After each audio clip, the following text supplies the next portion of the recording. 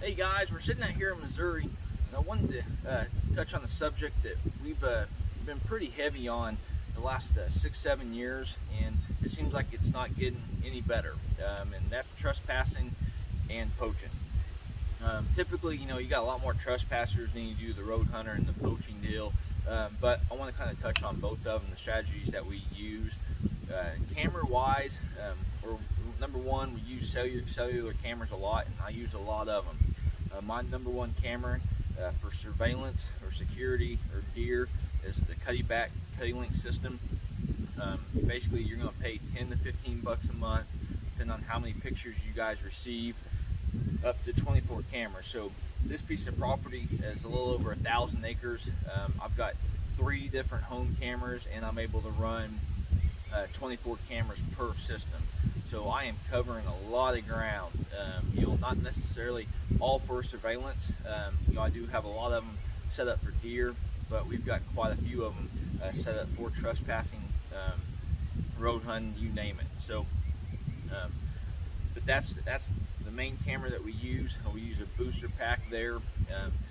I'll kind of walk you through strategy there. Is if you do come up upon somebody that you're catching them on trail camera here, what you can do is these cameras are great. They're going to send you a picture, and depending on the distance and the resolution that you've got, you may or may not be able to identify that individual. But if they're coming through with the truck, you've got a pretty good idea on the truck. You can provide the information to the law and go from there.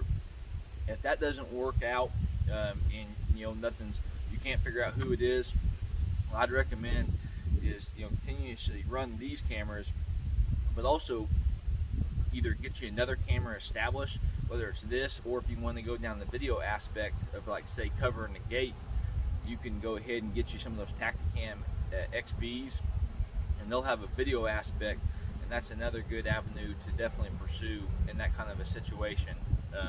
Again, once you obtain all this information, you get somebody on there on your trespassing, don't confront them.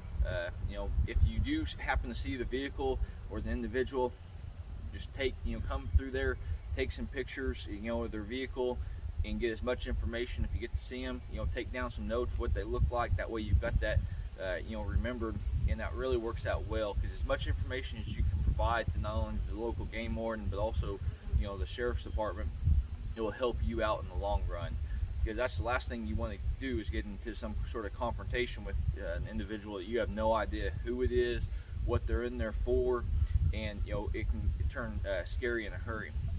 But another deal is signs. It seems like anymore, whether you got your fence painted purple, or you got the no trespassing signs, or even I've got a lot of big signs out here that basically say, no trespassing, violators will be prosecuted to the fullest extent. Sometimes those work for a lot of people, but you're always going to have those individuals, especially like what we've got running through here. There's a lot of guys try to jump over the fence and do a little fishing in some of our farm ponds, even though they're parking right by the signs. They just don't really care. But that's another good avenue. Again, these trail cameras, get the inventory of the individuals as much as you can, provide it to the law, and let them handle it from there. And then a couple other things is getting to know your neighbors. There's been several occasions where I've had some neighbors call me, say, hey, we end up shooting a deer across the fence. That's the right way to do it. I'll be the first one to come down here and help you haul the deer out, probably in my UTV, and shake your hand, congratulate you, and thank you for telling me, and doing it the right way. That way I'm not catching it on camera and wondering what's going on. So, the other thing is just be honest with people. Visit with your neighbors, visit with the individuals that are hunting around you, get to know them, and that way you guys can build a good relationship and stay in constant contact. So I did want to ask through this whole entire video if anybody noticed this camera right up above me. That's one other point I want to make, is when I put these cameras up, they are typically out of visibility up high where an individual cannot get to them. So definitely keep that in mind as you guys establish your guys' perimeter, or your property with these. So appreciate you guys watching the video. Hopefully this helps you guys out some. Like always, hopefully you guys are getting out there in nature. Best luck on your upcoming